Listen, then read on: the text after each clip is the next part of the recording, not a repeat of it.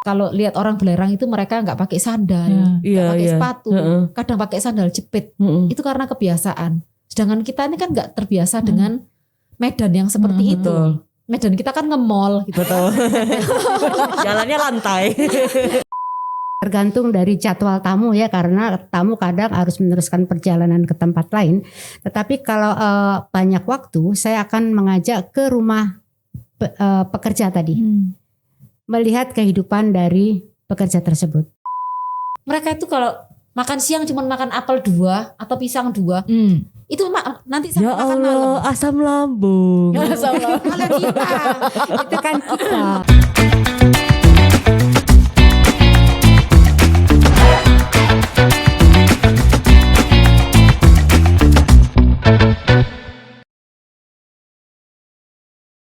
Halo, selamat datang kembali di podcast Harian Surya dan Tribun Jatim Network bersama saya Akira. Dan saya Cindy. Nah, ini masih sama seperti minggu-minggu berikutnya, nggak cuma Akira dan Cindy aja di sini karena di sini sudah hadir bersama kami berdua ada perwakilan dari Himpunan Pramuwisata Indonesia DPC Surabaya, ada Mbak Yoni Astuti dan juga Mbak Shirley Setiawan. Selamat datang kembali. Ini berarti minggu ketiga ya. Minggu ketiga. Akira dan juga Cindy ditemani oleh Mbak Yoni dan juga Mbak Shirley. Nah, betul. setelah minggu sebelumnya kita bahas Surabaya dan juga Bromo. Untuk di episode kali ini kita akan membahas tempat wisata yang sangat dikenal di Jawa Timur, yaitu adalah Kawah Ijen. Nah, ini kita mau cari-cari info lagi nih. Biar kepengen ke Kawah Ijen, soalnya aku belum pernah kesana. Udah pernah? juga. Belum pernah Aku juga. kayaknya gak pernah kesana. harus ke sana. Oke, setelah ini kita langsung ke Ijen yuk. Oke. Berangkat. Tolong dicatat, tolong ya. Ini baju-baju saya di packing. Oh ini ngomong sama siapa? Berasa punya asisten. Makanya. Oke, Mbak, ngomongin soal Kawah Ijen. Kawah Ijen ini kan menjadi salah satu ikon ya di Jawa Timur. Nah, kalau misal nih Mbak Yoni dan juga Mbak Shirley ketika mengantarkan tamu untuk ke Kawah Ijen, biasanya itu milih ada jalurnya gak sih Mbak? Kayak Bromo kan ada jalur via Nongko Jajar, via Tosari Nongko Jajar sama ya? Enggak, sama. Oh, beda. Beda. Nah, kalau di Kawah Ijen ini gimana? Apakah ada jalur-jalur khusus atau jalur rahasia atau gimana? Wih, rahasia Rek. Rahasia hanya Mbak Yoni dan Mbak Shirley yang tahu. Babat alas. Jadi ada beberapa jalur ya, tapi tergantung kembali dari travel agent yang menugasi kami. Oke. Ada yang menginap di Bondowoso, jadi nanti lewatnya Bondowoso. Kemudian ada yang di Banyuwangi. Banyuwangi bisa menginap di beberapa hotel di sana. Oke. Jadi ada 2 jalur. Oh, oke. Meeting point gitu kali ya yang di sana atau gimana? Ijennya sebenarnya kayak meeting point gitu. Oh, Karena di oke. perbatasan Ijen antara Bondowoso dengan Banyuwangi. Itu ada, jadi Ijen itu dipunyai oleh 2 kabupaten, Bondowoso dan Banyuwangi. Banyuwangi. Oh, oke. Tapi kenapa sih Mbak kalau ngomongin tentang Ijen itu kan aku rasa medannya kan juga nggak yang mudah-mudah banget gitu loh. Itu kenapa tamu atau turis itu prefer untuk memilih ke sana gitu? Challenging. Oh. Jadi untuk orang itu yang dibutuhkan ya sama mereka. Betul. Karena orang bule itu sukanya yang menantang. Kalau buat kita, ya aduh males raya jalan. Iya. Itu Soro. Muales soro.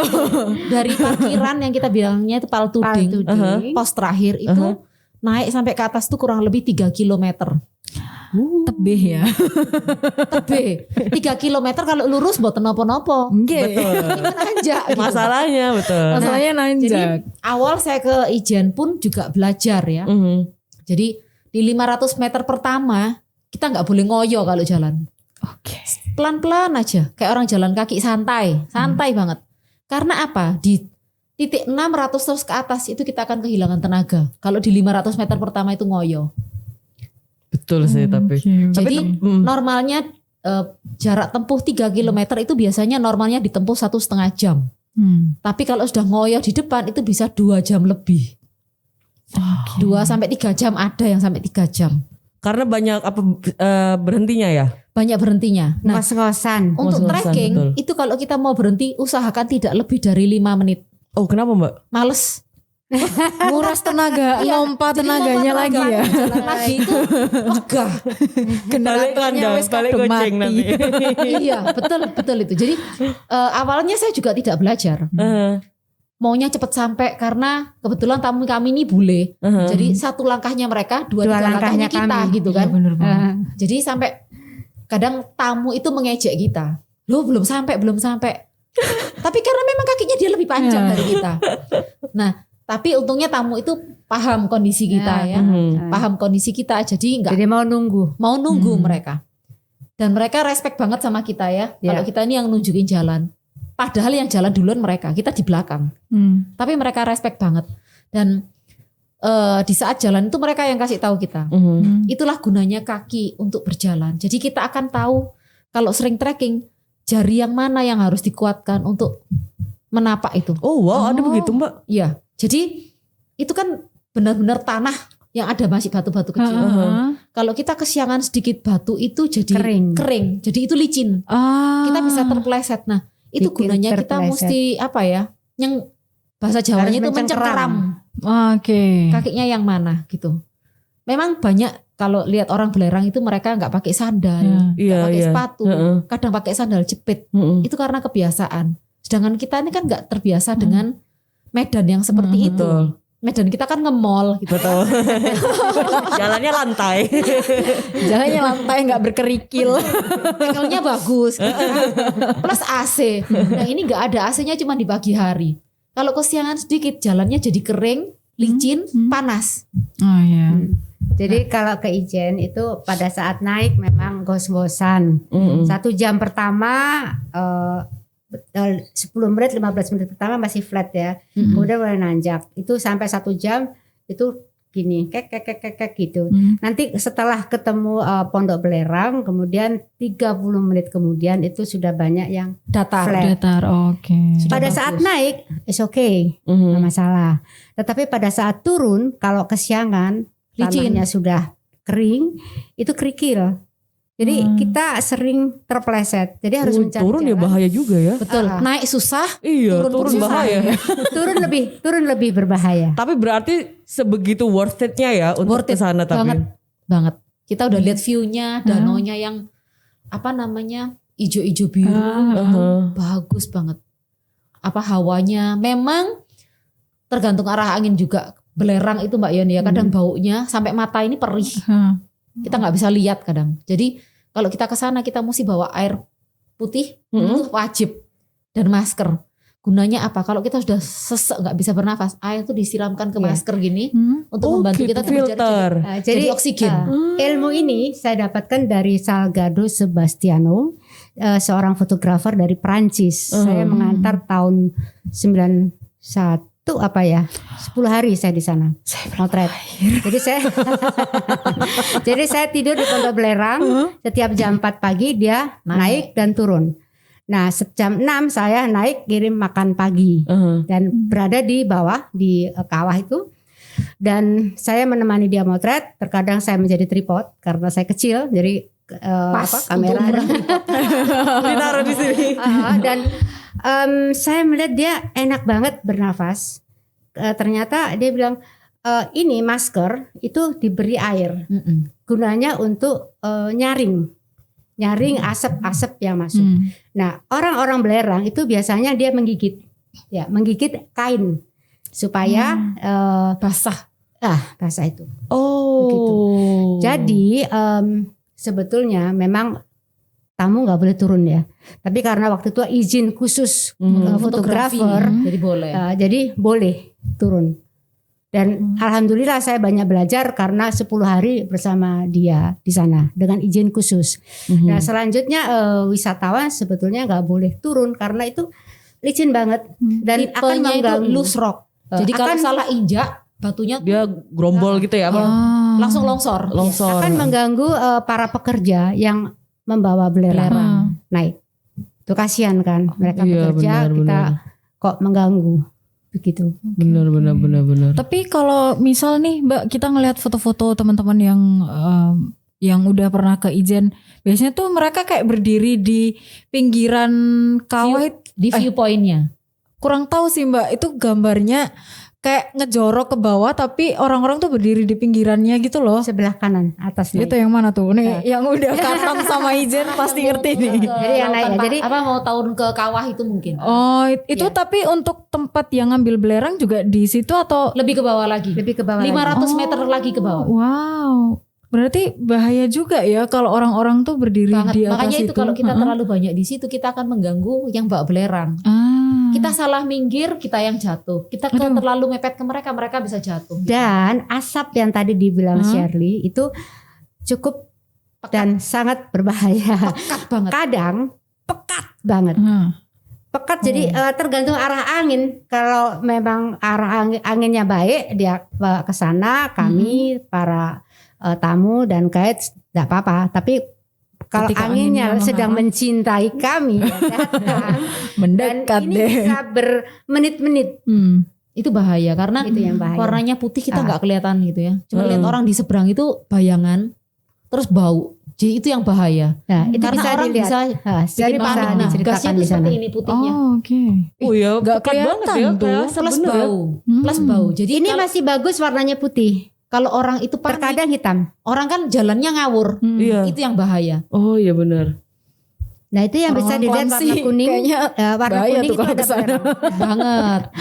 Warna kuning itu serpihan belerang. Tapi ini pun nggak bisa diprediksi kan kapan akan tiba-tiba muncul tahu. pekat enggaknya gitu. Nggak kan. bisa Maksudnya diprediksi. gimana? Muncul tiba-tiba Gasnya asap. itu. Gasnya itu. Itu muncul terus. Berarti itu di sana tuh selalu ada ini. Selalu ada. Jadi gini, itu ada sistem sublimasi. Jadi ada kawah mengeluarkan asap. Kemudian ada pipa yang menutup. Dan pipa ini punya beberapa cabang pipa. Jadi uapnya seperti bikin Kue. botol dikasih air panas ada ditutupin. Itu kan ada air keluar di nah, sela-sela itu uap gitu. ya, uap ya. Jadi supaya pecah nggak gerumbul jadi satu Bukan, gitu bukan, kali bukan. ya. Nggak gitu juga. Dari kawah ini tadi uap naik melewati pipa-pipa, kemudian air ini meleleh dan itu yang menjadi belerang. Jadi setiap pagi dia mengkristal dan dicongkeli oleh pekerja itu. Makanya sistemnya adalah sistem sublimasi. Nah, gasnya yang asap keluar ini terus-menerus. tergantung arah angin, dia mau terbang ke sana, mau ke sana. Iya. Tapi pasti ada. Pasti ada. Pasti ada. Pasti ada. Dan jalan turun ke sana itu yang sangat curam dan Hanya satu licin. jalan. Hanya satu jalan. Itu Hanya satu jalan. yang nggak boleh kalau ke bawah itu. Seharusnya. Itu sudah ada warning jadi di atas tuh. Seharusnya. Nah, di ujung sana itu ada dam. Jadi mengalirkan air kawah ini ke sungai, ke Kali Pait. Kali Pait karena airnya pahit. Baik. Tapi saya sendiri nggak pernah ngerasain sih. Itu udah bisa dikonsumsi ya Pahit airnya. atau tidak, Di ya. daerah Kali Pait itu airnya nggak bisa dikonsumsi karena mengandung belerang. Iya, iya, Keasamannya yang nggak normal, tinggi sekali jadi nggak bisa diminum. Dan itu airnya hangat. Oke. Yang tahun kapan jadi yang ada tsunami itu 2020 atau 21? 21. 2021 jadi ada letupan, airnya meluap dan ada satu pekerja yang terbawa dan meninggal. Jadi karena ini kayak apa? Hukum reaksi kimia. Ini kan ada keasamannya. Ini anak IPS nggak bisa nih. Keasamannya. Aku IPS juga. Aku juga IPS. Ternyata 4 kita IPS juga. Karena tuntutan hidup jadi kita harus belajar IPA. Iya benar. Jadi ini kan keasamannya tinggi. Kalau ada hujan terus menerus yang nggak berhenti, di dalam kawah ini nanti keluar seperti gelembung putih. akhirnya menjadi ini kalau letupan. pecah, kalau besar bisa jadi tsunami. Kalau ini kecil tapi pecah itu racun. Dan ketinggiannya di atas 1 meter. Jadi 1 meter ke bawah aman, 1 meter ke atas itu racun. Tidak berbau, tidak berwarna. Wow. Jadi itu yang bahaya. Makanya kenapa kita selalu wanti-wanti hati-hati bawa ini. Karena kita nggak pernah tahu kapan itu terjadi. Benar. Makanya kalau di Ijen sebenarnya kalau hujan deras itu ditutup. Lebih baik tidak. Karena Lebih baik apa? tidak naik. Juga batu yang longsor. Benar. Batu longsor. Kemudian yang paling bahaya ini, kalau ini sudah meletus. Beda dengan Bromo. Di Bromo kita bisa lari. Ini tidak bisa. Semuanya tebing, jurang. Bahayanya berlipat-lipat kalau pas hujan dari situ. Banget. Aduh, ngeri. Kalau yang di Ijen itu Mbak, kalau misalkan selain Blue Fire, itu tuh apa sih yang apa ya biasanya menariknya gitu di sana? Banyak banget ya sebetulnya ya share. Kalau aku nih Ya. menantang jalannya dan end of walking itunya itu yang eye catching. Buat aku tuh worth it banget. Lihat pemandangan yang Tuhan berikan segitu indahnya, bagus dengan warna turquoise lake ya kalau kita bilang. Kemudian dengan dia punya keistimewaan Blue Fire yang cuma ada 2 di dunia, itu buat aku worth it banget. Tapi karena saya seorang guide, mungkin kalau seorang biasa cukup 1 kali 2 kali cukup ya. Tapi karena sekarang saya tuntutan hidup, jadi harus mau kalau rutenya memang ke sana dan tetap saya akan mengagumi keindahan alamnya. Dan itu pun yang saya tularkan ke tamu. Oke. Jadi mereka juga kadang kan tamu tuh tanya, masih jauh dah? Masih jauh? Enggak, 2 lagi. Kita bilangnya 2 tikungan. 2 tikungan sini, 2 tikungan sana. 2 enggo-enggoan. 2-nya terus ya kan. Nah, tapi pada saat mereka sampai di atas itu worth it banget. Itu yang bikin saya hidup itu selalu ada harapan. Ya, betul. Nantinya pasti indah pada waktunya kan gitu. Benar. Nah, itu jadi patokan saya biar tamu itu tidak menggerutu dan saya pun tidak mengeluh gitu. Betul. Itu menurut saya. Kalau Mbak Yoni ya nggak tahu ya, orang punya view beda-beda. Iya. Kalau ini apa? Kalau tamu-tamu saya untuk naik ke Kawah Ijen itu saya biasa menjelaskan detail tentang kawah, tentang pertambangan, kemudian tentang orang yang bekerja di sana, siapa mereka, bagaimana kehidupan mereka. Jadi mereka sangat respect dengan pekerja belerang tersebut dan ada interaksi pada saat naik bertemu mereka, ada interaksi dengan pekerja itu. Kemudian pada saat turun sesekali tergantung dari jadwal tamu ya, karena tamu kadang harus meneruskan perjalanan ke tempat lain. Tetapi kalau banyak waktu saya akan mengajak ke rumah pekerja tadi. Melihat kehidupan dari pekerja tersebut. Oke.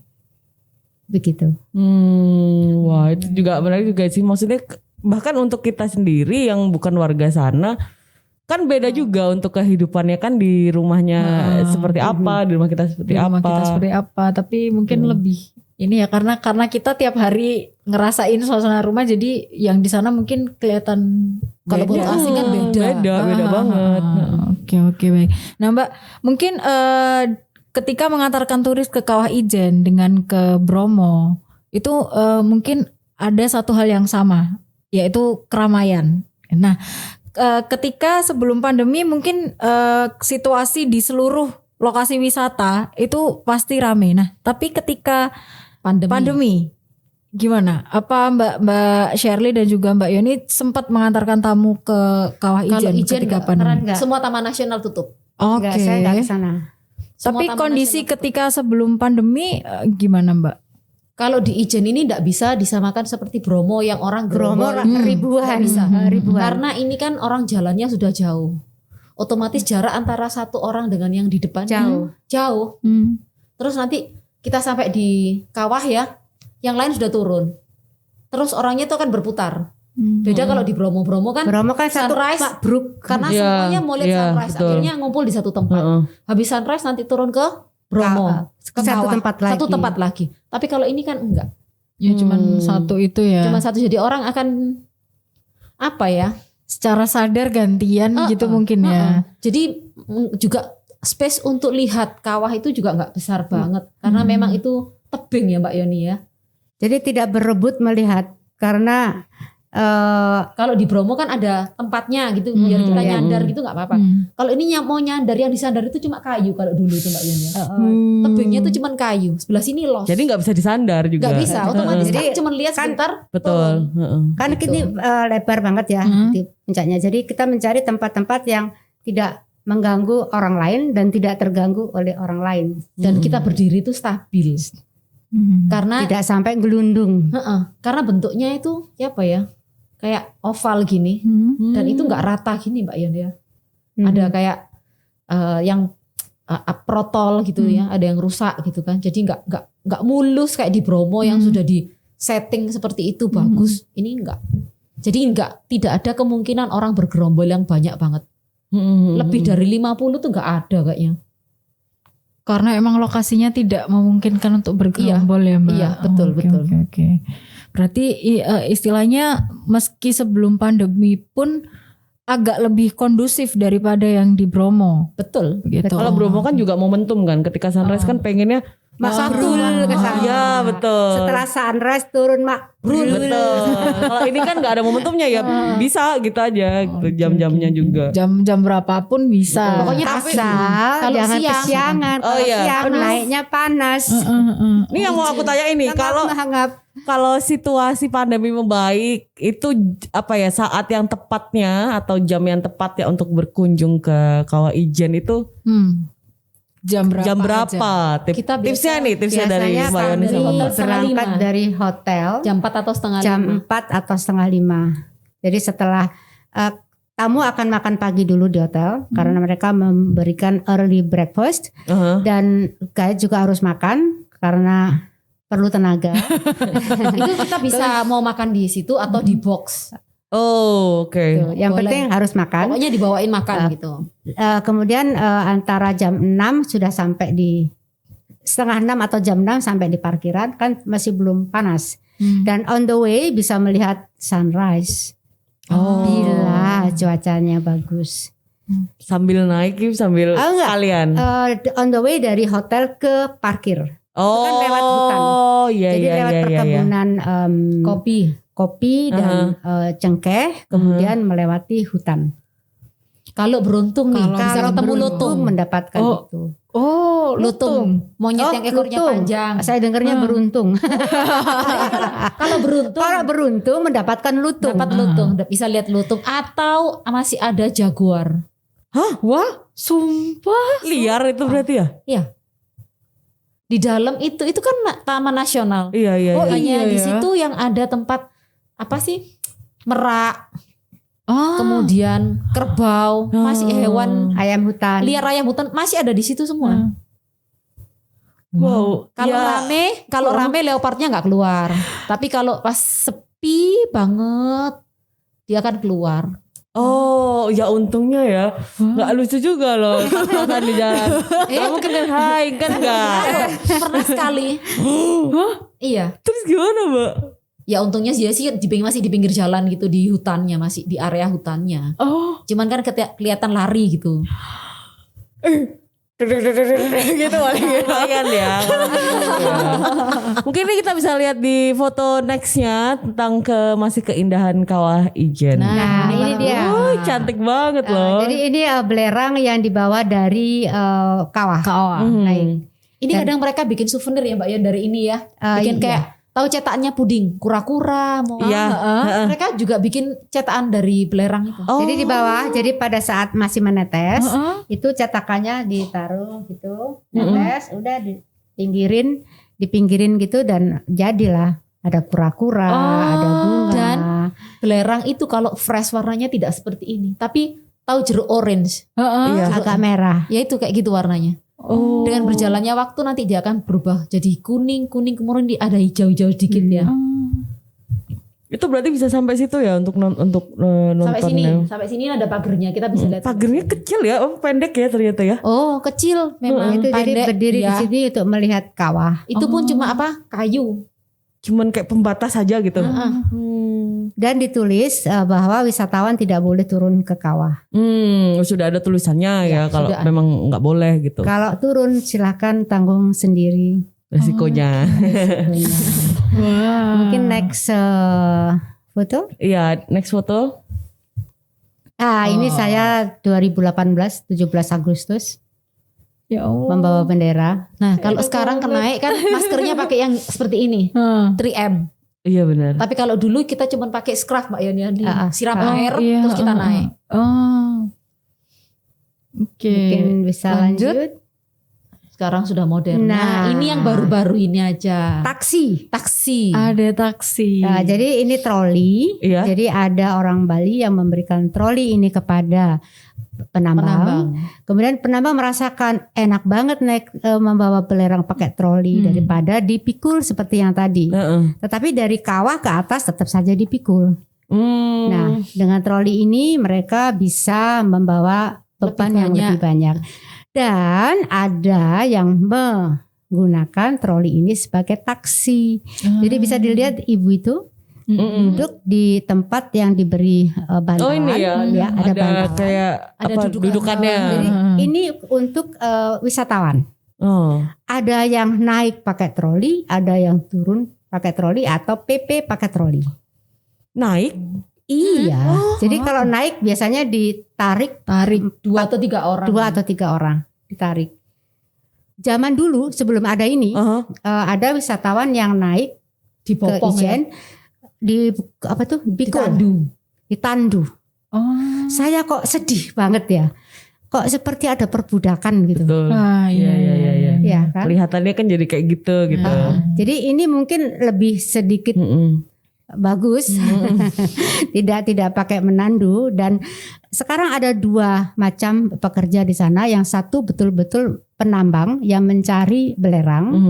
Kemudian yang kedua adalah yang dulunya penambang sekarang menjadi taksi. Ini taksi driver ini. Dan ada juga yang dulunya penambang menjadi guide lokal di Ijen. Jadi ada 3 bagian jenis pekerjaannya. Berarti ini cukup banyak ya peminatnya Mbak untuk yang naik taksi ini? Banyak banget. Banyak lokalnya tapi sebenarnya. Jadi untuk wisatawan Nusantara. Kalau bule, bule nggak mau. Kalau mereka datang ke Ijen untuk olahraga. Karena mereka mikirnya gini loh, mereka udah capek cari uang itu.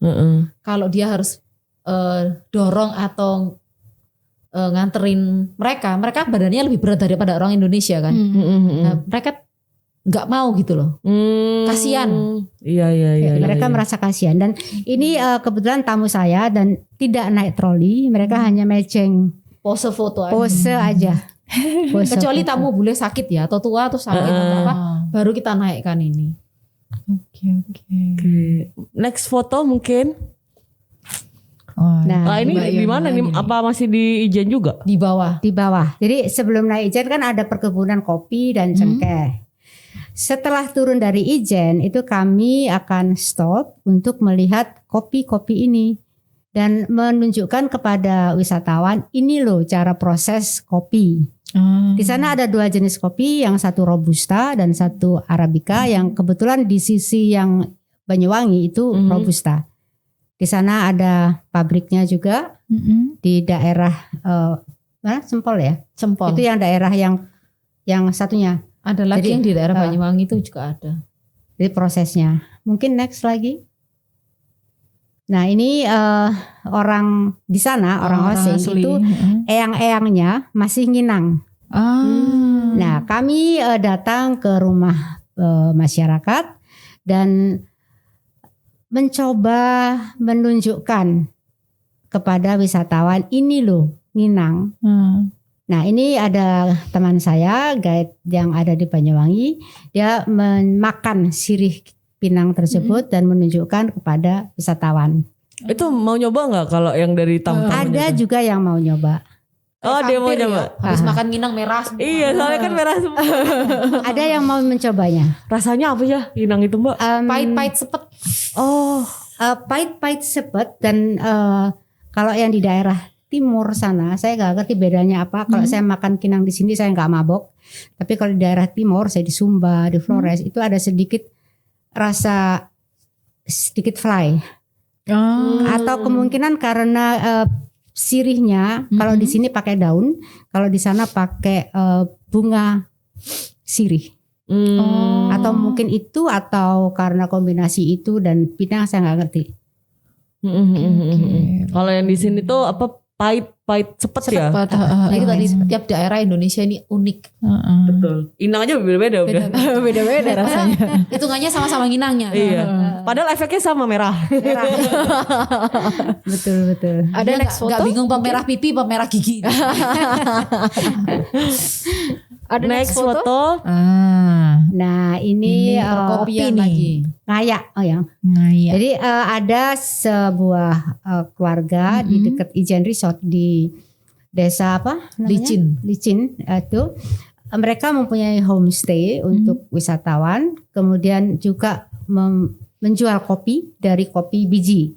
Nah ini menjadi atraksi pula untuk wisatawan. Jadi wisatawan bisa melihat bagaimana cara memproses kopi dari biji menjadi bubuk Secara manual ya, secara tradisional. Kalau pabrik kan gampang, tinggal ini dicuci, dikeringkan, buang kulitnya, masukkan ke grinder itu nanti digiling sampai halus, mau halusnya yang seberapa halusnya, setelah itu dikemas. Nah kalau proses seperti ini kan beda.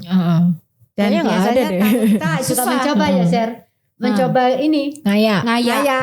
Ternyata nggak mudah. Kalau di sini kan ngayaknya beras ya dulu ya.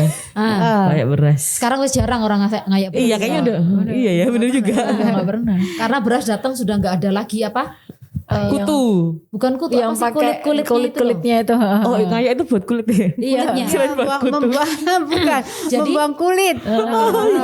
Beras itu kalau di Ijen ini juga berasnya bagus. Jadi kalau beras desa itu cuma digiling satu kali, makanya selalu ada gabahnya. Oh iya, jadi harus ditampi. Nah, kalau beras yang kita sudah makan itu kan sudah digiling berapa 2-3 kali. Jadi putih mulus, gabahnya udah nggak ada lagi yang ditampi. Iya sih. Nah sekarang itu kan yang di bawah gabahnya itu yang dipakai bekatul. Harganya malah mahal. Yang untuk kue. Apa itu bekatul? Bekatul. Jadi kulit ari, kalau gabah itu dikupas itu ada bekatul. Kulit arinya beras, baru berasnya. Nah kalau kita makan beras yang putih banget, mulus banget itu bekatulnya hilang. Bekatul itulah vitaminnya. Bekatul itu vitaminnya. Iya. Jadi kalau kamu makan, orang sekarang kan suka yang beras merah atau makan bekatul, sebenarnya itu yang kamu buang kalau beli beras. Dan kamu beli lagi dengan harga yang mahal. Sedangkan kalau kita beli beras desa itu memang kaku kalau dimasak karena masih ada bekatulnya. Ya bikin keras itu ya Mbak. Ya, makanya nasi kalau pakai ada bekatulnya masaknya airnya agak banyak biar dia keras pero. Bukan pero. Kaku. Keras yang kaku. Kaku atos loh. Pero dan kaku bedanya apa? Pero itu miji-miji ya. Ya jadi ini pelajaran tentang beras ya teman-teman. Gak ngerti tentang pero tadi miji-miji. Pero itu kan satuan gitu lah. Kalau yang bekatul itu kaku, keras. Ya apa ya? Gitu. Padahal mungkin dari orang berasnya juga diilangin kan supaya cantik gitu kan ya, supaya nggak ada lagi. Tapi malah ternyata hilang semua. Ya makin putih beras kan makin hilang vitaminnya. Tapi memang nasinya lebih cantik. Lebih cantik. Itu kan katanya orang apa? Pulen. Mungkin next foto. Nah ini Sangrai. Nah kopi ini Punyangrai kopi seperti ini kalau pakai gas aromanya akan berbeda. Oh iya. Roastingnya itu akan berbeda. Pakai kayu, pakai arang atau pakai kompor gas akan berbeda. Tangannya tangan bule loh. Itu dia nyoba untuk roasting ya. Jadi sebuah pengalaman yang istimewa saat dia ngayak seperti tadi, kemudian roasting ini. Karena nggak mudah juga ya, ternyata roasting ini harus terus merata gitu kan ya Mbak. Harus merata. Berhenti harus juga. merata. Karena kalau terlalu hitam jadinya kopinya pahit, nggak enak. Dan ini kopinya tanpa campuran ya. Kalau di sini kan kopi campur jagung. Dicampur kacang hijau kadang. Aku taunya jagung itu. Jagung iya. Ada beberapa. Ada jagung, ada beras. Nah, kalau ada beras juga ya. Asli pure kopinya. Oke, next foto mungkin. Nah, ini apa ini? Tari gandrung. Tari khas Banyuwangi. Ini biasanya kalau yang di TikTok ada yang dikasih audio serem-serem gitu, Mbak. Karena dulu ada film Desa Penari. Benar. Belum tayang nih. Akhir bulan lalu aku ya. nggak bisa horor. Nonton sendiri aja. Yang ini bukan horor ini. Ya, ini bukan horor. Oh, ini bukan horor. Jadi ada sebuah hotel baru Jiwa. Kalau di Bromo ada Jiwa Jawa Bromo. Nah, ini Jiwa Di Jawa Ijen. Jiwa Jawa Ijen di Desa Taman Sari Licin. Nah, juga membuat sebuah taman namanya Taman Gandrung. Taman Sewu Gandrung. Taman Sewu Gandrung. Jadi rencananya ada 1.000 patung 1.000 patung yang tersebar. Jadi ada yang di sawah, ada yang di halaman.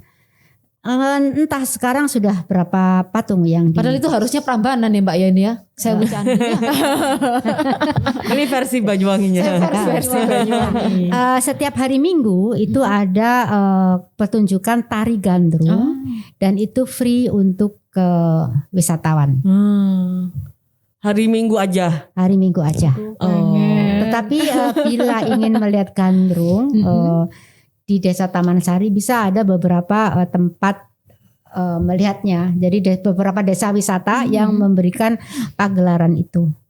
Jadi tinggal telepon aja, kemudian melihat pertunjukannya. I see.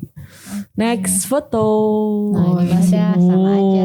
Banyak ya. Masih pergandrungan. Iya banyak banget. Tapi ini pun belum 1.000 kan? Belum. Besok tak kasih nomor satu-satu. Jangan-jangan nanti dia angkat tangan sendiri. Itu 1, 2, 3. Mungkin bisa suaranya. Beda genre ini. Betul. Ada foto lagi mungkin? Sepertinya habis. Jadi kalau di Ijen tuh kita nggak hanya sekedar jalan-jalan di Ijen ya. Kita ada seperti Bromo tadi, kita ada desa tour. Desa tour tuh kita bisa lihat prosesnya penanaman padi. Jadi gimana sih tamu bule kan nggak tahu padi itu seperti apa, yang dia tahu berasnya makan. Doang. Nah kita tunjukkan bahwa padi itu juga ada hamanya, warnanya pink, anak-anaknya kayak bekicot itu, itu nempel-nempel di daun padi. Padi itu. Kemudian jalan lagi untuk pembuatan. Pernah dengar aren nggak? Kalau sekarang kan lagi tren itu kan kopi gula aren. Kopi gula aren. Nah itu beda dengan gula merah atau orang bilang gula kelapa. Kalau gula aren itu dari pohon aren. Kalau yang mungkin yang paling gampang itu pohonnya kolang-kaling. Kolang-kaling itu kan sekeluarga dengan kelapa, palem-paleman. Jadi buahnya kecil-kecil. Itu susah loh kalau buka. Jadi di satu pohon tuh biasanya ada beberapa bunga. Bilang aja 5 bunga. Namanya manggar. Manggar ini kalau mekar berarti sudah tidak bisa dijadikan aren. Sudah tidak bisa diambil airnya. Jadi waktu manggar ini belum buka harus dipotong sedikit 10 cm terus dikasihin wadahan gitu ya. Ya, untuk ambil airnya. Namanya nira airnya. Iya. Ini kalau prosesnya sama dengan gula Jawa. Dimasak terus, digoreng terus. Nanti sampai warnanya coklat sampai kental. Itu namanya gula aren. Hanya beda pohonnya aja. Beda pohon, caranya sama, caranya pohon. Sama. Rasanya juga beda. Rasanya beda. Rasanya enak yang aren ya. Enak yang aren. Karena kami berdua kalau ke Ijen itu di desa tadi itu ada kita mesti beli yang gula membuat, aren. Ada yang membuat dan mengajak wisatawan juga untuk melihatnya, dan kadang-kadang kalau saya ke sana dia belum ke sana, titip dong. Kalau dia ke sana saya belum ke sana, titip dong. Iya benar. Karena di sini nggak ada. Rasanya beda banget. Beda. Jadi kalau kita lagi tur, saya tuh nggak minum vitamin, cuman kita bikin temulawak. Pakai gula aren, bukan gula Jawa, bukan gula merah, bukan gula kelapa. Karena apa? Kalau gula kelapa dia ada endapannya. Iya. Aren nggak ada endapannya. Jadi saya bikinnya itu. Warnanya juga agak coklat muda ya. Nggak pekat ya. Nggak pekat. Nggak pekat. Oke. Dan itu kita udah langganan, itu orangnya naik sepeda. Gitu. Gula sampai hafal. Sudah tahu. Saya juga bawain ke tamu gitu loh. Biar mereka kalau di sana kan di luar negeri mahal ya gula aren, atau bilang aja gula merah gitu tuh mahal. Jadi saya bawain satu itu beratnya sekitar 200 sampai 250 gram. Oke. Sekarang ya tambah mahal, tambah sulit. Iya, karena sudah banyak kan itu pabrik-pabrik kopi yang sudah bisa gula arennya apa itu kan. Oh iya juga. Iya benar. Sekarang agak susah. Jadi kalau tadi di Bromo kemarin ya minggu yang lalu di Bromo penunjang untuk tempat wisata yang diserbu turis, diserbu wisatawan itu sudah banyak desa wisata. Di Ijen pun seperti itu. Sudah banyak tumbuh desa wisata dan memunculkan kekhasan desa masing-masing. Salah satu contoh adalah Desa Kemiren. Kemiren ini dengan suku Osing. Suku Osing adalah suku asli dari Banyuwangi. Dan di sana ada tari gandrung. Kemudian ada pecel pitik. Oh, nggak tahu pecel pitik. Rujak soto pernah. Pecel pitik ini masakan khas. Jadi ayamnya dipanggang, masih utuh gitu, dipanggang, masih gini. Kemudian bumbunya itu ada kelapa, kemudian garam, cabai, kencur dan macam-macam. Ya. Nah, yang khas dari pecel pitik ini biasanya untuk sajian bancaan itu bahasa Indonesianya apa ya? Bancaan. Syukuran. Nah, syukuran. Nah, di Kemiren itu ada sebuah tempat namanya Buyut Cili. Petilasan Buyut Cili. Jadi seperti makam, ada 2 makam. Dianggap sebagai leluhur dari orang Kemiren, Osing yang di Kemiren. Jadi di sana misalnya ada mau nikahan, mau sunatan atau hajatan apapun, mereka datang ke Buyut Cili dan mereka membuat bancaan makan pecel pitik tadi. Oke. Itu. Nah, ini juga bagus untuk disajikan kepada para wisatawan untuk melihat upacara ini. Dan di sana juga ada yang patung itu, lihat yang patung di tengah jalan, barong. Barong, di Bali ada barong. Di Banyuwangi pun juga ada barong. Tetapi depan Kemiren itu. Tetapi ceritanya beda. Ada 2 cerita yang sangat berbeda. Nah, sebelum melakukan tarian barong, pertunjukan barong pun datang ke Buyut Cili untuk minta restu. Begitu. Masih banyak hal. Jadi kejawennya itu nggak ditinggal. Masih ada pengaruhnya. Menghargai leluhur itu tetap dibawa. Karena mereka percaya banget dengan leluhur dan banyak sih upacara-upacara adat yang di sana. Ntar kalau kita ngomongin itu nggak cukup sejam. Itulah Indonesia. Benar. Nggak cukup sejam. Oke, baik. Mbak, ngomongin soal wisatawan. Sebelumnya kita udah sempat bahas soal Bromo, bahwa di Bromo itu wisatawan usia 40 tahun ke atas tuh masih kuat buat jalan. Beda sama wisatawan Indonesia. Apakah di Ijen juga seperti itu? Maksudnya kan treknya tuh beda antara Ijen dan Bromo. Apakah turis yang sudah usia 40 tahun ke atas atau 50 tahun tuh masih bisa gak sih Mbak lewat trek-trek yang ada di Ijen? Saya pernah buat tamu umur 82. Oke, menyerah berarti bisa. Berarti kalian kalau masih umur 20-an harusnya lebih bisa ya. Harusnya. Apakah akhirnya ngomong sama diri sendiri? Saya karena sudah jompo. Jadi kalau bule itu berapapun usianya, 80 berapa tadi? 82. Berapapun usianya, asal dia mau, dia mampu. Dia tuh prinsipnya gini loh. Selagi saya masih hidup, kenapa enggak? Oke. Challenge itu tadi kan ya yang dicari banyak sama orang dia kalau itu. Beda Asia dengan Eropa. Kalau Eropa itu mereka jarang diam di rumah. Kalau Asia kan capek di omain untuk TV. Mereka kayak hiking gitu-gitu kan. Prinsipnya beda. Prinsip hidupnya sudah beda dan juga mungkin struktur tulang Mbak ya. Kayaknya juga mereka suka jalan kaki. Padahal kalau lihat makanannya, kalau kita bawa tamu, mereka itu kalau makan siang cuma makan apel 2 atau pisang 2. Itu nanti ya makan Allah, malam. asam lambung. Kalau kita, itu kan kita. Iya benar. Itu mereka makannya cuma itu tapi bisa naik trekking Ijen. Wow. Padahal kita makan nasi sak piring. Iya. Kadang embu. Sama mie instan ambek sego. Indonesia banget kan. Indonesia. Jadi kayaknya kita ini ke kebanyakan karbo. Pagi nasi, siang nasi, malam nasi. Nyemilnya Indomie. Iku nyemil Indomie. Roti dan bakar. orang jalan kaki. Oh nah, jalan kaki. Nanti mau ke Jalan pasar Naik motor atau naik beca. Betul. Indomaret. Naik Terus sepeda motor. Betul. Jarang kan naik sepeda ontel. Cuman kemarin waktu pandemi aja iya. Lagi ontel. Sekarang sudah mulai naik motor lagi. Betul. Benar. Dan beramai-ramai. Kesuwen. Dan prinsipnya mungkin emang beda Mbak. Kalau prinsip rata-rata orang Asia mungkin kalau yang lain bisa ya yang lain aja gitu. Iya, kayaknya gitu. Mungkin atau kita ini udah lama dijajah. Jadi Sebentar. Apa hubungannya penjajahan dan kita? aku dijajah. Jadi saya nak lunggut-lunggut.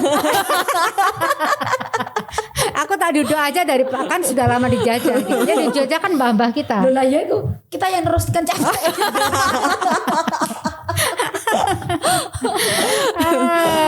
Kalau tadi Mbak Shirley sempat menjelaskan soal kapan waktu terbaik berkunjung ke Ijen, yaitu adalah di pagi hari. Nah, kalau biasanya kan pagi berarti udah ke Kawah Ijen. Nah, selanjutnya tuh biasanya kemana aja? Apakah ada paket perjalanan yang biasa diambil oleh para wisatawan asing maupun dari domestik? Jadi kalau misalnya kebanyakan tamu-tamu yang saya bawa itu habis dari Ijen mereka ada next tour. Kecuali kalau mereka stay di Ijen 2 malam, baru kita ada desa tour. Yang kayak ke perkebunan kopi gitu tadi ya. Ya. Kalau perkebunan kopi perkebunan itu kopi pasti langsung kita on the way home. Oh. on the way ke hotel atau on the way ke pelabuhan atau on Karena the way ke melewati. Surabaya. Karena melewati. Itu kan Taman Nasional, area deket Taman Nasional juga. Oh iya. Tapi kalau dari misalnya mereka masih ada waktu, kita bisa ke Muncar, Pelabuhan Muncar. Pelabuhan Muncar. Itu biasanya kita pagi. Jadi next day-nya Ada apa Mbak pagi, di sana? itu kalau ada nelayan bawa ikan hiu. Kan banyak yang dijual siripnya aja. Oh iya. Kemudian bawa ikan pari yang gede-gede karena itu kan laut dalam. Jadi ikan parinya besar-besar. Wow. Dan itu menarik sekali. Dan perahu yang ada di sana Warna-warni. cantik. Itu ada kompetisinya loh. 1 tahun sekali mereka ada kompetisi perahu. Biasanya di bulan apa tuh Mbak? Ini sejak pandemi udah nggak jelas bulannya. Nggak apa. Kalau dulu mau Agustus, antara Agustus September. Tapi sejak pandemi ini udah nggak jelas. Itu bagus banget perahunya. Itu enak Iya tuh kalau sih. misal Pengen juga sih pandemi ya. udah kelar. Pandemi kan kelar nih akhir tahun. Amin. Pandemi kelar kan. Nanti dulu akhir tahun kemarin kan. Bukan akhir tahun depan kan. Nah, kalau akhir tahun depan, aduh puasa kita 3 tahun. Ini aja udah 2 tahun kami berdua gak kerja. Oh iya ya. Terlalu lama. Benar. Karena 90% tamu kami dari Luar negeri ya. luar. Jadi kan kalau pas pandemi juga serba terbatas juga kan untuk kasusnya ke sini juga. Oke. Betul. Mbak kalau misalkan dari Mbak Shirley berkecimpungnya itu berapa lama Mbak? Saya Sebagai pegang lisensi karena sama seperti bawa motor, mesti punya lisensi kan. SIM saya keluar tahun 2002. Sebentar. 20 tahun. Cepat matematika. Berarti 20 tahun. Ya kalah. Mbak Yoni berapa tahun? Saya Saya masih menjadi sekolah. Mbak Yoni udah guiding. memulai menjadi tourist guide Agustus 1988. No kan? Belum lahir kita belum lahir. Program aja belum mungkin. Betul. PDKT aja belum. Kayaknya belum ketemu bapak ibuku. Bapak ibuku juga belum ketemu kayaknya.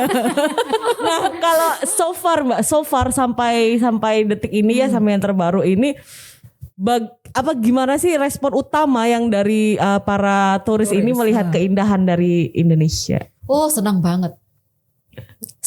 Ada beberapa dari mereka tuh yang udah menjelajah Indonesia lebih daripada saya. Lebih mengenal Indonesia daripada saya.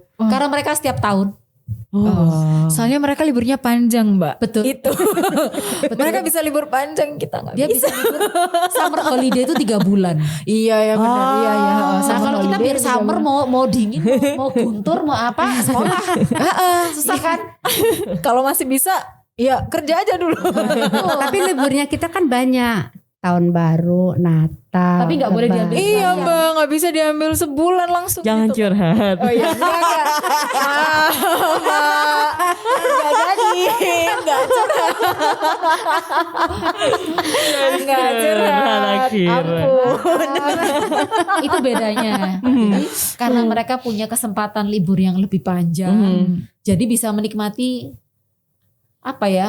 Ya tujuan Aku bilangnya destinasi. universe traveling ya. Karena tahun ini ke negara ini, tahun depan ke negara ini, setiap tahun tuh Dan mereka ada. apa nggak incit-incit kayak misalkan ke Indonesia cuman ke Bali doang gitu, berarti enggak kan Mbak ya? Mereka nyoba. Jadi misalnya ke Indonesia 3 minggu, 3 minggu ya biasanya ya itu mereka sudah punya planning kemana dulu. Nanti tahun depan kita mau ke Indonesia lagi nih, tapi yang Yang lain yang belum ya. yang lain tidak di tempat yang sama. Jadi kalau Ya make sense sih Mbak kalau dibilang mereka kayaknya lebih lebih banyak kenal pengalamannya ya untuk traveling di Indonesia. makanya kalau kita mau explore lebih ya, banyak pulau-pulau Indonesia yang kecil-kecil di luar, itu yang punya banyaknya orang asing. Entah sistemnya sewa atau apa, tapi yang mereka yang mengelola itu orang asing semua. Dan itu hotelnya harganya wow, gitu. Wow banget. Dan gak ada orang Indonesia yang tinggal di situ. Pasarnya mereka. Dompet aku malu nggak mau Enggak keluar. juga makanya kan kalau orang Indonesia itu kan yang maunya dari hotel mau jalan ke sana deket, ini ke sini. Iya juga sih. Nah, hotel-hotel yang harganya wow ini yang benar-benar terpencil, Yang terpencil. jauh dari mana-mana. Bahkan mungkin ada satu Kayak private island gitu. Oh. Jadi ke situ harus naik helikopter. Ada. Wow. Wow banget itu. Lo pernah dengar gak Lady Diana ada pernah ke Indonesia itu nginep di hotel? Enggak tahu. Oh. Ada. Itu pakai pesawat pribadi. Berarti dari dulu ya Mbak? Ada. Wow. Jadi sebenarnya jadi orang Indonesia itu kita harus bangga. Benar sekali. Mari kita berwisata di Indonesia saja. Ya, ayo kita wisata. Pulang Ayo. dari sini. Yang boleh ambil cuti dulu. Pulang dari sini kita berangkat ke Ijen. Oke. Ibu Nurse kalau mau liburan ke Indonesia, ini advice saya ya. Please dong jangan nyampah. Nah, Jangan membuang sampah tuh. di tempat yang sudah disediakan, atau kalau tidak Bawa aja tas dulu. plastik atau dibawa dulu. Jadi jangan Betul. gampang buang sampah di pinggir jalan atau di objek-objek wisata. Karena keindahan alam itu bukan dari sampah kalian. Betul, setuju banget. Gitu. Seperti ibu guru. Pop. Loh, Ya memang harus sekolah begitu berapa ya. tahun? Kita Dan sekolah 6, 9, 12 tahun kita diajari untuk tidak membuang sampah sembarangan. Benar. Dan kami berdua sering berantem dengan wisatawan Nusantara justru. Karena nggak buang mereka sampah tuh membuang ya. seenaknya di depan wisatawan asing. Jadi kan malu. Iya, Jadi benar. ya kami memberi tahu bahwa itu tidak baik. Dan bila mereka marah ya nasib kami dimarahin. Kebanyakan mereka marah kalau kita jangan dibuang sampah di sini Biasanya kan. mereka marah. Mas itu loh sampahnya jatuh, bilang yos kotor ya dibuang. Wow, tolong yang kemarin sempat ketemu Mbak Sherly.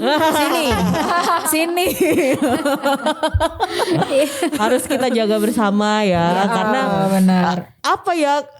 Lihatlah kamu tuh udah dikasih beragam Kita keindahan. dikasih Tuhan keindahan yang luar biasa. Jangan dikotor. Dimana Bo ya dijogo gitu aja. Dimanapun kita berada, Betul. jagalah kebersihan Betul sekali. dan keamanan. Kan kebersihan itu sebagian dari iman. Betul Benar. Biar Indonesia tetap cantik terus Betul kayak aku. sekali. Oh enggak ya. Semangat. Oh ya lagi Cantik banget mau meninggal. Ijen siap menerima wisatawan. Nah, tuh sama ya berarti kayak Homestay Bromo. yang ada di sekitaran Ijen Desa-desa itu juga mereka siap menerima wisatawan. karena kasihan sih kalau kita nggak datang-datang, mereka juga bisa gulung tikar tuh. Benar. Kayaknya tikarnya kemarin udah dijemur terus udah dipasang lagi, Sher. Mbak, ini aku punya pertanyaan terakhir yang mungkin sama seperti yang aku ajukan ketika kita ketemu waktu bahas Bromo. Homestay di kawasan Ijen. Berapa harganya? Rate-nya kurang Rate-nya. lebih sama. Kurang lebih Dari sama. 100 Tuh ribuan. kan sama. Ayolah kita liburan. Dan makanannya Enak. Oke, baik. Kalau nggak punya uang buat beli tidur di homestay, tidur di Paltudeng ya. Ya, entar dulu. Itu kan ada. Berarti kalau tidur di Paltudeng berarti harus bawa sarung. Betul. Kan dingin. Oh itu nggak bawa sarung lagi. harus sleeping bag. Benar-benar itu nggak apa-apa sih, tapi itu untuk opsi teman-teman yang budgetnya super ngapret ya. bisa pakai caranya Mbak Shirley seperti itu tadi. Traveler bodoh nekat. Kayaknya itu yang terbaik. Iya benar. Bukan backpacker lagi ya. Traveler bodoh nekat dan menjaga kebersihan. Betul. Yang penting itu menjaga kebersihannya itu. Baik. Ini kayaknya kita udah overdosis nih ya. Kalau ngomongin soal liburan, ngomongin tempat wisata dan traveling ini udah pasti overtime nih. Jadi tapi sebenarnya tadi inti-inti dari pembicaraan kita udah disampaikan oleh Mbak Yoni dan juga Mbak Shirley mengenai betapa indahnya kawasan Ijen. Kemudian di sana nggak hanya kawah Ijen aja yang bisa dinikmati, tapi juga ada desa tur, kemudian pengalaman mengolah kopi gitu yang mungkin nggak cuman turis aja, nggak cuman orang-orang bule aja yang pengen nyoba, tapi sebenarnya teman-teman di Indonesia atau teman-teman di Jawa Timur khususnya juga nggak pernah merasakan pengalaman untuk ngayak kopi itu mungkin yang bisa jadi daya tarik utama ya selain Kawah Ijen gitu. Nah, terima kasih buat Mbak Yoni, terima kasih Mbak Shirley atas terima kasih iming-imingnya. Terima kasih iming-imingnya sekian. Dan semoga iming-iming kami berdua bisa menulari semua orang lain datang. Iya. Satu lagi yang penting pandemi selesai dulu. Oh iya. Kalau karena kan daerah Taman Nasional ya. Betul. Jadi peraturannya ikut pemerintah jadi susah. Iya baik. Ini kayaknya udah tak telepon kayaknya sekitar bulan Juni Mbak selesai. Kamu telepon sopo? Pandemi ini sopo, adminnya ini sopo, adminnya COVID ini. Ada sih mungkin. Dia bilang oh iya sekitar bulan Juni nanti udah gitu. Amin, amin. Oportunis sekali. Oke, baik. Terima kasih Mbak Yoni dan juga Mbak Shirley atas waktunya. Terima kasih juga buat Tribuners yang udah nonton podcast ini. Sampai jumpa di podcast selanjutnya. Akira dan Cindy pamit. Dadah. Thank you.